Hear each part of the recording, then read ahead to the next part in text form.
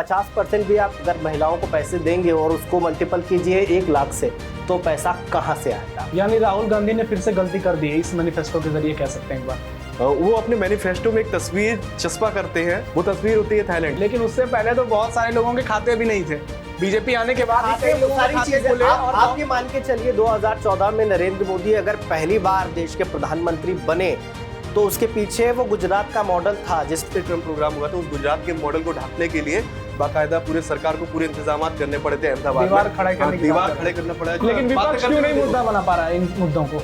भ्रष्टाचार, जितनी भी महंगाई, बेरोजगारी, कितने चुनाव हुए 2014 के बाद फ्रीज है ना, वो मुद्दा बनाने के लिए पैसे नहीं है। बेरोजगारी, मोदी लगातार ये कहते हैं हमने इतने लोगों को घर दिया, इतने लोगों को शौचालय दिया, बिजली दी, गांव में ये सियासतदान का काम है। आपको किस लिए सत्ता में चुनकर बैठाला गया? क्या बनवाए, आप पानी पहुंचाएं, आपको इसलिए नहीं बैठाला गया कि आप पीओ में बैठ के ज्ञान बखारे बैठ के ज्ञान देने के लिए नहीं बैठाला गया। लेकिन नेता तो पहले भी थे, 2014 तक भी चीजें पीटने की जरूरत ही क्यों पड़ रही है भाई? कि हमने पानी पहुंचा दिया, जल पहुंचा दिया, शौचालय बनवा दिए, हमने विधवा पेंशन दे दी, हमने बुजुर्ग पेंशन दे दी, हमने आपके घर पे राशन दे दी। आप ऐसे हालात क्यों नहीं बना रहे कि किसी व्यक्ति को लाइन में खड़ा ही ना होना पड़े राशन लेने के लिए? ये क्या आखिरी एपिसोड है क्या जिस तरीके से आप बोल रहे हो? नहीं।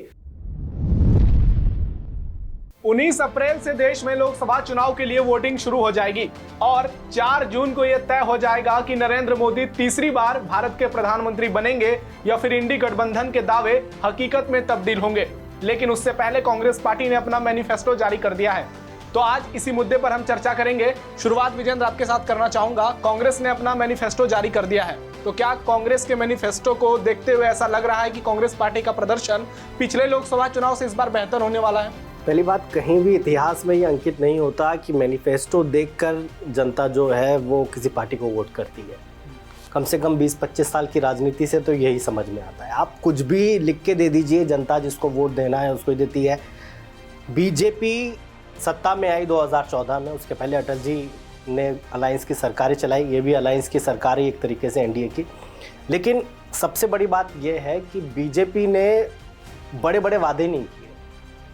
एक 15 लाख की बात हमेशा उठती है कि 15 लाख बोला था, काला धन आ जाएगा, लेकिन वो मैनिफेस्टो का हिस्सा नहीं थी। आपने कहा बड़े बात, राम मंदिर बहुत बड़ी बात थी। नहीं, वो धारा 370 कोर इशू है। मैं क्या बोल रहा हूँ, अगर कोई पार्टी ये कह दे कि वो देश की महिलाओं को 1 लाख रुपए सालाना देगी, तो सवाल ये उठता है कि पैसा आएगा कहाँ से? अगर आपकी 1 अरब 40 करोड़ की आबादी है और आधी आबादी को महिलाओं का हिस्सा माना जाता है, अगर मान लीजिए 50% भी आप अगर महिलाओं को पैसे देंगे और उसको मल्टीपल कीजिए 1 लाख से, तो पैसा कहाँ से आएगा? कहने के लिए आप कुछ भी लिख दीजिए, लेकिन वो फिजिबल है या नहीं? आप 2014 में आपका लीडर ऑफ अपोजिशन नहीं बन पाया क्योंकि 15% आपको लोकसभा में सीटें लानी पड़ती है। 2019 में भी वही स्थिति थी कि वो नहीं कर पाए फिर से वो पद हासिल। कहीं ना कहीं जब आपकी माली हालत ठीक नहीं है पार्टी की और आप इतने बड़े बड़े वादे कर रहे हैं, मुझे नहीं लगता कि जनता कांग्रेस को सीरियसली लेगी और इस मैनिफेस्टो को देखकर वोट देगी। आशीष, मसला ये है कि सियासत में नेता कहते कुछ हैं, करते कुछ हैं और उसका इम्पैक्ट कुछ और होता है। जैसे इन्होंने 15 लाख की बात की, 15 लाख की मैनिफेस्टो में नहीं था, लेकिन एक बड़े सियासतदान ने बोला था कि काला धन आ जाएगा तो 15 लाख हर व्यक्ति के खाते में ऐसा उन्होंने कहा था। ये उनकी कथनी थी, करनी क्या थी? बिल्कुल इससे इतर थी, किसी के खाते में कुछ नहीं आया। और इसका इम्पैक्ट क्या हुआ? एक माहौल अच्छा खासा सेट हुआ और लोगों के बीच में भ्रांतियां फैली कि 15 लाख ना सही, कुछ ना कुछ तो आएगा। और एक बड़े जनाधार के साथ सियासत में बीजेपी आ गई, सत्ता में। लेकिन उससे पहले तो बहुत सारे लोगों के खाते भी नहीं थे। बीजेपी आने के बाद ही कई लोगों के खाते खुले। और आप ये मान के चलिए 2014 में नरेंद्र मोदी अगर पहली बार देश के प्रधानमंत्री बने तो उसके पीछे वो गुजरात का मॉडल था जिस पर लोगों को यकीन था कि जैसा विकास गुजरात में हुआ है वैसा हमारे पूरे देश में होगा। 15 लाख के मॉडल की बात कर रहे हैं ना। 2020 में उस गुजरात के मॉडल को जब हाउडी मोदी प्रोग्राम दिए तो अमेरिका में हुआ था, यहाँ पर जो नमस्ते ट्रम्प प्रोग्राम हुआ था, उस गुजरात के मॉडल को ढकने के लिए बाकायदा पूरे सरकार को पूरे इंतजाम करने पड़े थे अहमदाबाद में। दीवार खड़े करना पड़ा, झुग्गी झोपड़ियों को ढकना पड़ा। वो खाली एक हवा बनाई थी गुजरात मॉडल। अगर इतना बेहतर होता तो ढकने की जरूरत क्यों? नहीं तो अगर आप गुजरात मॉडल की बात करते हैं, चाहे सरकारी सुविधाओं की बात करें, अस्पताल की बात करें, स्कूल की बात करें या जीडीपी की बात करें, गुजरात तो देश में टॉप पर है। तो आप ये कैसे कह सकते हैं कि गुजरात मॉडल कुछ भी नहीं है और जितने भी लोगों ने मोदी के नाम पे वोट दिया बिना उस मॉडल को जाने पहचाने समझे दे दिया वोट? नहीं, अभी इस वक्त मुद्दा गुजरात मॉडल नहीं है। मुद्दा इस वक्त देश की सियासत में जो दल हैं वो किन वादों के साथ उतर रहे हैं और उन वादों को पूरा करने में उनके अंदर कितनी क्षमता है। अगर आपने कांग्रेस के न्याय पत्र की बात करी, कांग्रेस का न्याय पत्र जिसे उन्होंने न्याय का दस्तावेज करार दिया है, उसको सीरियस और अदर्स दल मतलब अदर्स पार्टी तब लेंगे या और लोग तब सीरियस लेंगे जब उन्होंने खुद अपने न्याय पत्र को सीरियस लिया हो। वो अपने मैनिफेस्टो में एक तस्वीर चस्पा करते हैं, उसके सहारे बताते हैं कि वो देश में कैसे वाटर मैनेजमेंट करेंगे। वो तस्वीर होती है न्यूयॉर्क की, वो एक तस्वीर लगाते हैं थाईलैंड की, जिस तस्वीर के सहारे वो बताते हैं कि वो कैसे पूरे देश में इन्वायरमेंट पर्यावरण को मैनेज करेंगे। वो तस्वीर होती है थाईलैंड की। ये बीजेपी के आरोप हैं और बीजेपी ने बाकायदा इसको सिद्ध करने की कोशिश की है। तो जो बताता है कहीं ना कहीं जो कांग्रेस है वो खुद ही अपने मैनिफेस्टो को लेकर सीरियस नहीं है, क्योंकि वो मान चुकी कि वो इस वक्त देश में ऐसी स्थिति में है कि दूर दूर तक सत्ता के पास वो भटकती हुई भी नहीं दिख रही है 2024 में। यानी राहुल गांधी ने फिर से गलती कर दी है इस मैनिफेस्टो के जरिए, कह सकते हैं एक बार। किसी एक की गलती नहीं है। दल जो होता है वो तमाम कार्यकर्ता होते हैं, उनके ऊपर मंत्री महामंत्री और एक पूरा एक बड़ा हुजूम होता है, वो सबकी गलती होती है सामूहिक। पर आप दोनों ने एक चीज नोटिस की होगी कि जो घोषणा पत्र आया है उसमें कांग्रेस ने बोला है कि हम इलेक्शन जो है वो ईवीएम से कराएंगे, लेकिन वीवीपैट की जो पर्चियां जो है उनका मिलान होगा। ये तो फिर क्या स्टैंड है? यानी इस चुनाव में अब ईवीएम का मुद्दा नहीं उठेगा। एक कॉन्ट्रडिक्शन की चीज और है कि राहुल गांधी प्रेस कॉन्फ्रेंस करते हैं और वो बोलते हैं कि जो चुनाव हो रहा है ना, संविधान बचाने का चुनाव हो रहा है देश में, और उसी तरफ उनके में एक सामाजिक न्याय की बात हो रही, 5 तरीके की न्याय का जिक्र किया है, उसमें संविधान से जुड़ा हुआ भी न्याय का उन्होंने जिक्र कर दिया। और उसमें वो 10वीं अनुसूची संशोधन, और उसमें वो संशोधन की बात कर रहे हैं, संविधान में बदलाव की बात कर रहे हैं। वो 50% का जो कैप लगता है आरक्षण को लेकर, उसमें भी बदलाव की बात कर रहे हैं। वो साथ ही साथ जो 50% आरक्षण की बात हुई थी महिला आरक्षण संसद में जो 2029 से लागू होगा, उसमें बदलाव करने के लिए भी संविधान में बदलाव की बात कर रहे हैं। आप एक तरफ कह रहे हैं कि संविधान में बदलाव बीजेपी कर रही है, वो लोकतंत्र को नुकसान पहुंचा रही है, आप बचा रहे हो। आप भी तो संविधान को बदलने की बात कर रहे हो। ये कांग्रेस की अगर बात करें तो इन्होंने संविधान को बदलने की प्रक्रिया तो सबसे पहले कांग्रेस ने ही शुरू की थी, सेकुलरिज्म को जोड़ा, उसके बाद कई सारे बदलाव किए। लेकिन इस मैनिफेस्टो पे अगर बात करते हैं तो इसमें और भी बड़ी बातें हैं। जो अग्निवीर योजना को उन्होंने कहा अच्छी है, अच्छे काम के लिए हो तो बदलाव अच्छे हैं। अग्निवीर योजना को खत्म करने की बात कही गई है, इस पर क्या कहेंगे? ये एक बड़ा मुद्दा हो सकता है, खास तौर पर यूपी, हरियाणा, पंजाब, बिहार, जहाँ के लड़के तैयारी करते हैं सेना में जाने के लिए। अग्निवीर का रेशो अभी 25% है, यानी 25% लोगों को परमानेंट जॉब मिलेगी सेना में, बाकी लोगों को 4 साल बाद छोड़ना होगा वो पर। तो कहीं ना कहीं ये गेम चेंजर हो सकता है। लेकिन सवाल सबसे बड़ा आशीष ये है कि सामने वाले की क्रेडिबिलिटी होती है ना, तो लोग ध्यान से सुनते हैं, वरना लोग सुनना भी पसंद नहीं करते हैं, यहाँ तक कि अनसुना कर देते हैं। अभी इस स्टूडियो में 6 लोग मौजूद हैं, 6 लोग यहाँ पर मौजूद हैं, और कोई नॉन सीरियस बात करेगा ना तो उसको लोग सीरियसली लेना बंद कर देंगे। अगर आप 1 लाख रुपए साल का देने की बात अगर वो कर रहे हो आप, तो लोग आपको सीरियसली लेना बंद कर देंगे। जब आपकी जगह जगह सरकारें हैं, आप 1000 रुपये महीना बड़ी मुश्किल से दे पा रहे हो, कर्नाटक में आप डायरेक्ट 1 लाख का बड़ा फिगर दे रहे हो, तो ये तो फिजिबल ही नहीं है किसी भी और से। ये कुछ चीज़ें जो कांग्रेस के घोषणा पत्र में भी अच्छी खासी उन्होंने सही तरीके से उछाली हैं, लेकिन उनको बुन ले जाएं तो बड़ी बात है। जैसे उन्होंने मजदूरी श्रमिकों के लिए तमाम बातें की हैं, बड़े दावे किए हैं कि आप न्यूनतम मजदूरी इतनी कर देंगे, किसानों के लिए बातें की हैं एमएसपी लागू के लिए, लेकिन आप इससे पहले भी सत्ता में थे, आप नहीं कर पाए।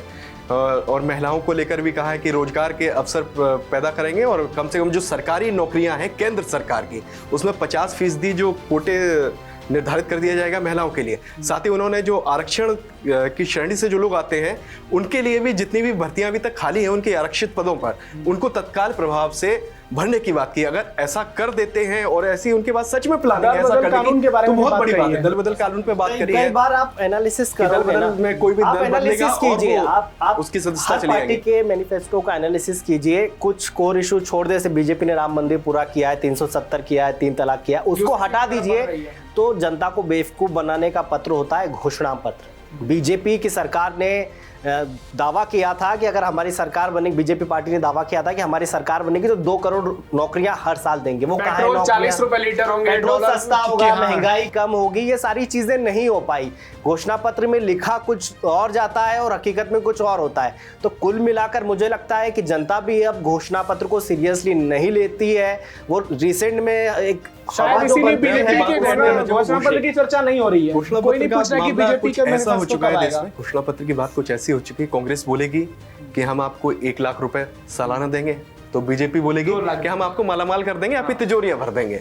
सपा कुछ और बोलेगी, बीएसपी कुछ और बोल देगी। लेकिन उसका होगा क्या, असर क्या होगा, जनता ये सब सोच के नहीं जाती। वो देखेगी आपने अभी तक क्या किया, आगे आपने क्या करने की क्षमता है, उसके आधार पर वोट डाला जाएगा। डीएमके ने अपना मैनिफेस्टो लॉन्च किया है तमिलनाडु में। उसने कहा है कि वो सत्ता में आएंगे तो पेट्रोल डीजल सस्ता कर देंगे, जबकि सबसे ज्यादा वैट जो जिन स्टेट में उसमें तमिलनाडु भी शामिल है। यानी आप लिखने के लिए कुछ भी लिख दीजिए, जनता को बेवकूफ बनाइए, लेकिन ये सोशल मीडिया का जमाना है। आप यहाँ कुछ लिखिए और 1 घंटे बाद आपकी हकीकत सामने आ जाती है। पहले जैसा नहीं है कि जो टीवी ने दिखा दिया वही सच है, जो अखबार ने लिख दिया वही सच है। यहाँ लोग एनालिसिस करने के लिए बैठे हैं, सच्चा कौन है झूठा कौन है ये पता करने की सियासत में सच्चा तो कोई भी नहीं है, इस बात से आप भी। इन्होंने मैनिफेस्टो पर सवाल उठाए।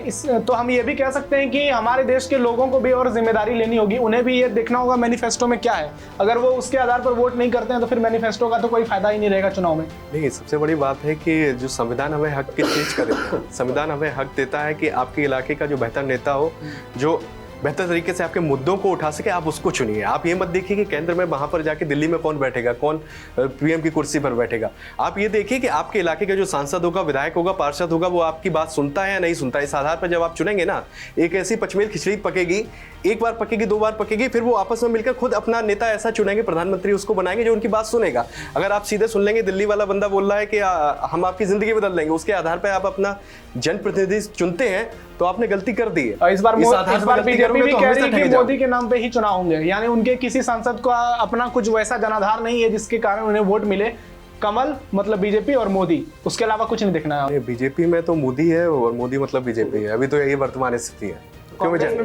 इसमें दिक्कत पता है क्या है कि आप एक फेस को वोट दीजिए, लेकिन वही फेस अगर बोले कि हम किसानों की आय दुगनी करेंगे, जो नहीं होती है, तो सवाल भी पूछे ना जनता दंड भी दे उसको। अगर आप बार बार वादे पूरे ना करने पर किसी पार्टी को जिता रहे हैं तो आप अपने पैर पे खुद कुल्हाड़ी मार रहे हो। तो जनता को भी ये लग रहा है कि बीजेपी एक ऐसी पार्टी है जो हो सकता है भविष्य में जो वादे उन्होंने कहे हैं हो सकता है वो पूरे कर दे, इसलिए उनको लग रहा है कि अभी फिलहाल मोदी ने जो बड़ी बड़ी बातें कही थी उस पर बीजेपी आगे बढ़ती हुई नजर आ रही है। हो सकता है आने वाले समय में सबसे बड़ा सच क्या है कि आप और हम चर्चा भी कर रहे हैं कि घोषणा पत्र में किन किन पॉइंट पर क्या क्या हो रहा है, एक आम इंसान को कोई लेना देना नहीं है।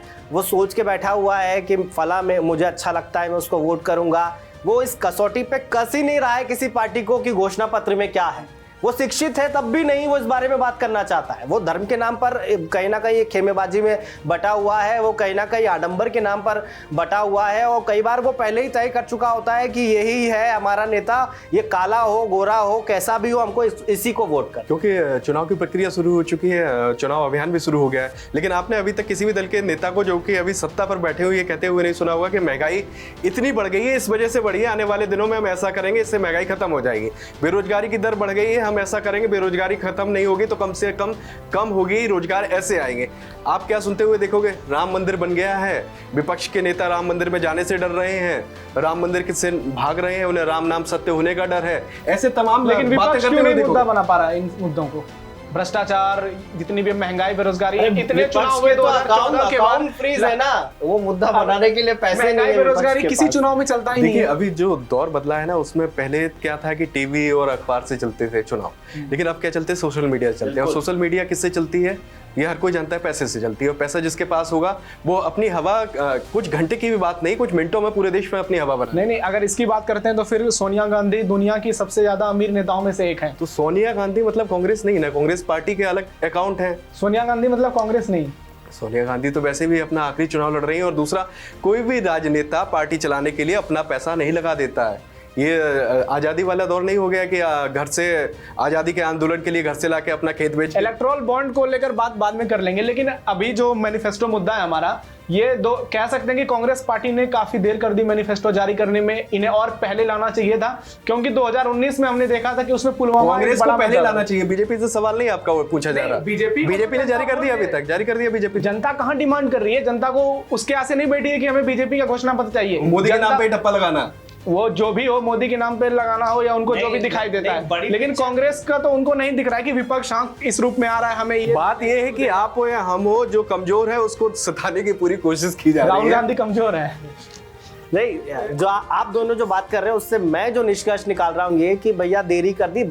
जब वो क्रेडिबल ही नहीं है, वो पार्टी वो डिलीवर ही नहीं कर रही है। चुनाव में 19 अप्रैल से वोटिंग शुरू हुई है। गलती कहीं ना कहीं बीजेपी से भी हुई है। बीजेपी सत्ता में बनी हुई है 10 साल से, वो अभी तक मुद्दे तय नहीं कर पाई है कि किन मुद्दों पे उसका चुनाव लड़ना है। राम मंदिर को लेकर चीख पुकार करी जा रही है, सीए को लेकर मुद्दा उछाला जा रहा है, एनआरसी को लेकर उछाला जा रहा है, और एनपीआर की भी बात चल रही है। लेकिन हो क्या रहा है, जनबुनियादी मुद्दों से कहीं ना कहीं दूरी बनाते हुए सब दल। लेकिन आप पीएम मोदी की हर रैली देखते होंगे, उसमें मोदी लगातार ये कहते हैं हमने इतने लोगों को घर दिया, इतने लोगों को शौचालय दिया, बिजली दी, गांव में सड़क पहुंचाई। ये सियासत का काम है। आपको किस लिए सत्ता में चुनकर बैठाला गया? आपको इसीलिए बैठाला गया कि आप जनबुनियादी मुद्दों पर काम करें, आप सड़कें बनवाएं, आप पानी पहुंचाएं। आपको इसलिए नहीं बैठाला गया कि आप पीओमओ में बैठ के ज्ञान बखारे, बैठ के ज्ञान देने के लिए नहीं बैठाला गया। लेकिन नेता तो पहले भी थे, 2014 तक भी ढिंढोरा पीटने की जरूरत ही क्यों पड़ रही है भाई? कि हमने पानी पहुंचा दिया, जल पहुंचा दिया, शौचालय बनवा दिए, हमने विधवा पेंशन दे दी, हमने बुजुर्ग पेंशन दे दी, हमने आपके घर पे राशन दे दिया। आप ऐसे हालात क्यों नहीं बना रहे कि किसी व्यक्ति को लाइन में खड़ा ही ना होना पड़े राशन लेने? बीजेपी इसलिए ये कह रही है क्योंकि उसका ये भी कहना है कि कांग्रेस अभी तक ये सब नहीं कर पाई थी, इसलिए हम कर रहे हैं। अरे आप तो 10 साल से हो, कांग्रेस क्या नहीं कर पाई? आप तो कुछ करिए।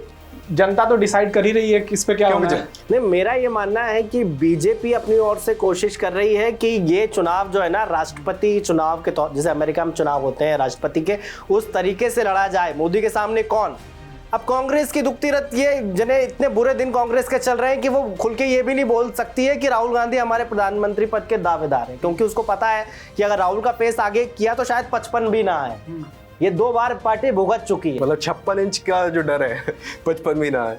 हो सकता है। मेरे हिसाब से तो ये है कि राहुल गांधी ऐसे समय में बैटिंग करने आए हैं कांग्रेस की ओर से जहां उनकी पार्टी की हालत खराब। ताइक्वांडो में उनको ब्लैक बेल्ट मिली हुई है, 56 से तो ज्यादा का ही होगा सीना। जो भी हो, लेकिन अगर आप अपनी पार्टी को नहीं जिता पा रहे हैं, 3 फिगर में भी अगर आपकी सीटें नहीं आ रही हैं, तो ऐसी 56 इंच या ऐसी ताइक्वांडो के ब्लैक बेल्ट का क्या फायदा? फिर कुर्ते के ऊपर जनेऊ भी पहन लेंगे, कुछ भी करिए, आप फटा हुआ कुर्ता पहनिए, तो कुछ लोग आपको भी देखे जाएंगे उत्तराखंड की पहाड़ियों में जाके अभी शिव साधना करते हुए भी देखे जा सकते हैं। चलिए वो तो जनता पे छोड़ते हैं, जनता किन्हें चुनती है, गुफाओं में जाके साधना करने वालों को या कुर्ते के ऊपर जनेऊ पहनने वाले को।